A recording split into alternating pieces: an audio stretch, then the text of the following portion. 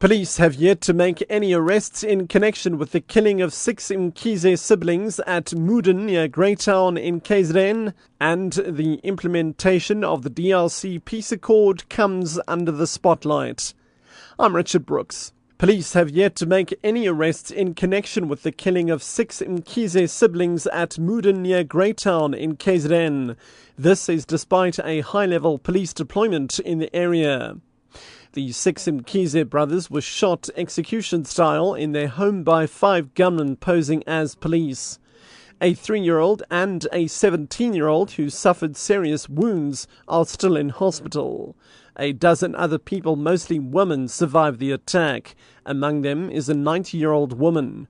Police spokesperson Vincent Madangir. They are following up all possible leads that may lead to the identification and the arrest of the perpetrators of this violent crime. We are confident that the officers will soon narrow down to the possible suspects. At this stage, there has not been any arrest, but we are quite confident that we will bring closure in a space of no time. Side meetings have already begun in anticipation of the 5th BRICS Summit in Durban at the end of this month. Senior academics and government representatives from all 5 BRICS nations have gathered to form the BRICS Think Tank Council. It will put into action the agenda of the upcoming summit for the next 5 years.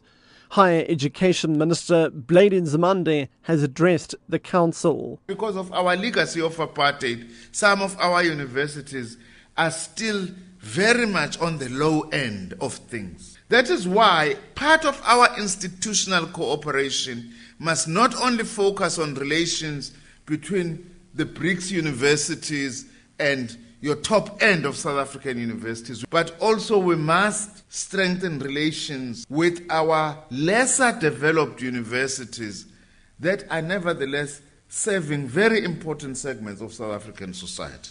The media community is mourning the loss of well-known journalist Nandi Russo, who passed away yesterday. She was 33. Russo died in her flat in Bryanston, Johannesburg last night. Reports say Russo was admitted to hospital with chest pains but was discharged a few hours later. She worked for several weekly and daily newspapers as well as radio stations. Prime Media news editor Katie Catapodis. I've spent the whole night just recounting all these beautiful memories I have of Nandi, of professionalism, of her humor, of her broad and beautiful smile, of her great kindness. You know, she always took time to ask people around her how they were. She always took time and made an effort to talk to everybody in the newsroom. She was a committed journalist. She was a prolific writer. The implementation of the DRC peace accord comes under the spotlight today. That's when President Jacob Zuma meets his regional counterparts in Luanda.